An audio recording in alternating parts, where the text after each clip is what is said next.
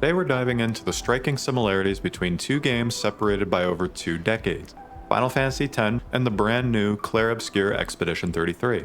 Now at first glance these seem completely different. One's a classic JRPG fish out of water story about defeating a colossal monster. The other is a dark fantasy about a mysterious entity who erases people from existence based on their age. Now, it's no secret that Clair Obscur takes a lot of inspiration from the Final Fantasy series, and the creators have been very open about that. But if you dig a little bit deeper, you're going to find that they share some shocking parallels that go way beyond surface level. And if that's not enough to convince you that I've saved a bombshell for last that some Final Fantasy fans just don't know, word of warning, there are major story spoilers for both games here. Let's start with the most obvious. In Final Fantasy X, there's a giant creature called Sin that appears cyclically, bringing massive destruction. The only way to stop it, temporarily, is for summoners to sacrifice their lives in a ritual that brings about the calm, or a period of peace. But Sin always returns, meaning this cycle of heroic sacrifice continues endlessly. Each generation accepts that they must make grand sacrifices for temporary relief. In Clair Obscur, there's a figure called the Paintress, who awakens once a year and paints a number on a massive stone monolith. Everyone who has reached that age instantly vanishes forever, not dies, but just completely ceases to exist.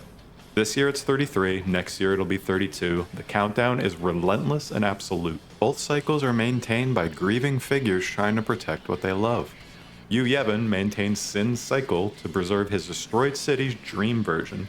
In Clair Obscur, the Paintress is actually Aline, a mother struggling against an outside force, trying to protect as many people as she can. Both games use this ticking clock mechanism not just for urgency, but to explore how entire civilizations cope with inevitable doom.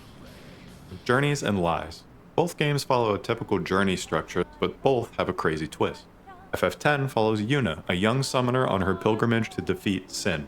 She travels from temple to temple across the world, gathering powerful spirit creatures called Aeons, knowing that the journey will end with her death. Expedition 33 follows a similar progression-based journey across a mysterious landmass known as the Continent. Our heroes venture into unknown territory to reach and destroy the Paintress. They're following in the footsteps of many previous expeditions that all failed. While not called a pilgrimage, it follows the same structural pattern, a sacred mission, and an ultimate destination that holds the key to salvation. And both journeys are built on lies. Yuna's been told she's bringing lasting peace, but she's actually just perpetuating a cycle of temporary fixes. The expeditioners think they're on a straightforward mission to save humanity, but the truth about their world is far more complex and disturbing. Both games use this journey structure to slowly peel back layers of deception, revealing that what seemed like a heroic quest was actually part of a much larger, more tragic system. Breaking the cycle of sacrifice. Both games reject the idea that sacrifice is necessary for salvation. In FF10, the Yevon religious system is built around accepting that summoners must sacrifice themselves to bring temporary peace. Generations have died believing this sacrifice is noble and necessary, but our heroes are determined to find a way to destroy Sin permanently without anyone having to die. Well, kinda, but we'll talk about that. Clair Obscur takes a similar approach but gets even darker. Previous expeditions accepted that they'd likely die trying to stop the Paintress, but at least they'd make the attempt. The system becomes so twisted that even supposed protectors like the painted versions of Renoir and Verso start seeing the volunteers as acceptable losses to protect the family's secrets. Both games ask the same crucial question. What if the necessary sacrifice everyone accepts isn't actually necessary? What if there's another option that nobody's considering because they were too trapped in a self-defeating pattern? Next we talk about hidden manipulators, but just a brief reminder that if you're liking this video, click the like button and consider subscribing for more videos like this. Hidden manipulators. Let's talk about the puppet masters behind these deadly cycles, and this is where the parallels get really specific. In FF10, Yu Yevon was once the leader of the ancient city of Zanarkand. When his civilization was destroyed in a war, his desperate attempt to preserve it created Dream Zanarkand and the Sin cycle. Yu Yevon isn't consciously orchestrating the summoner system, he's become a mindless force, endlessly repeating the same protective instinct. His grief has reduced him to unconsciously perpetuating the very cycle that prevents his world from healing.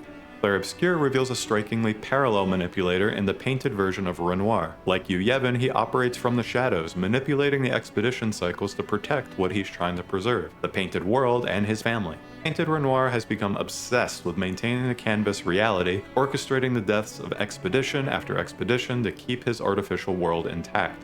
Just like Yu Yevon, his protective instinct has become the source of endless suffering. Yu Yevon's attempt to preserve Zanarkand through dreams requires endless summoner deaths to maintain Sin. Renoir's attempt to preserve his family requires expeditions to die so the paintress may live. Both games show us how grief and desperation can transform protectors into the very forces that perpetuate extraordinary suffering.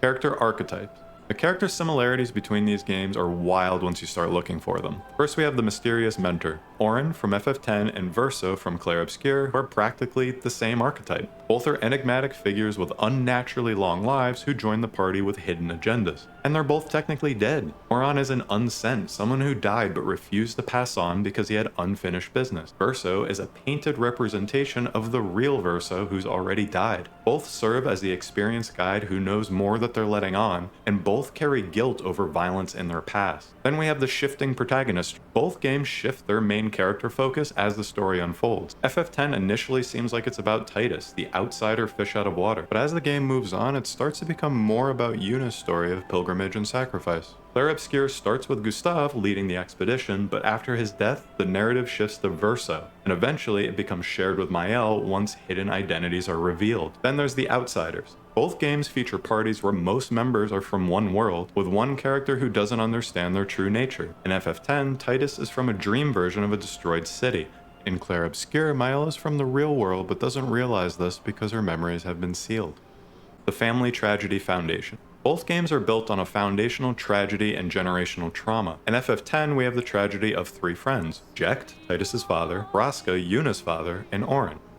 Jecht becomes sin itself, Braska dies as a summoner, and Orin becomes an unsent, driven by guilt. Their tragedy drives the story, with Titus having to confront his father's transformation into the world's greatest threat. In Clair Obscur, the Descendra family follows a similar pattern. When Verso dies, the family fractures. Alicia retreats into guilt, Leah seeks revenge, and Aline withdraws into a painted world. Renoir tries desperately to hold everyone together. Their grief literally breaks reality in the painted world, creating the expedition cycle and the gommage, the yearly mass death. Trauma doesn't just affect individuals in both games, it reshapes entire realities. Yu Yevon creates Dream Zanarkand and traps countless dream people in an existence dependent on perpetual suffering. In Clair Obscur, one family's inability to process loss creates an alternate reality where people live and die according to the rhythms of their unresolved grief. Both games ask a very similar, difficult question: how many need to suffer for one's inability to heal?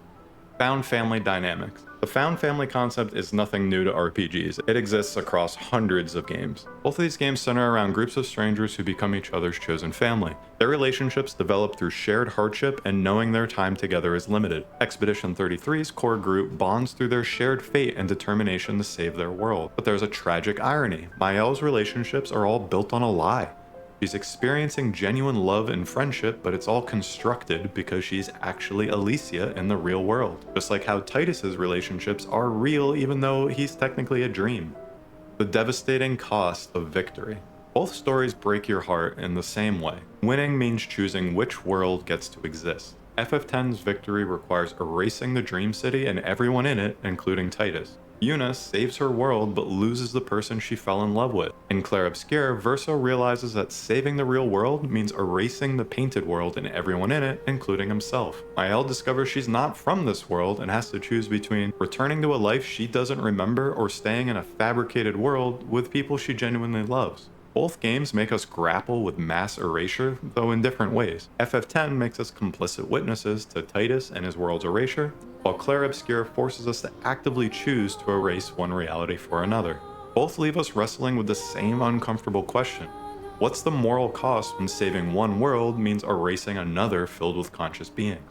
So, did Clair Obscur borrow a lot from FF10? Yeah, probably, and that's okay. The fact that FF10 still inspires good games decades later is fantastic for those of us that grew up with the classics and get to experience that feeling all over again. As for new generations, or for those who come after, they get to discover a beautiful and complex story for the first time. So just in case you're still not convinced of FF10's influence on Expedition 33, you remember that little thing called the gommage where people of a certain age are wiped out? Well, in its early stages, FF10 was actually going to be called 17. And the story was that a mysterious pandemic was killing people at that age. Have you played both games? Did you notice these parallels, or did I miss any connections? Let me know in the comments below, and if you enjoyed this deep dive, hit the like button and subscribe for more.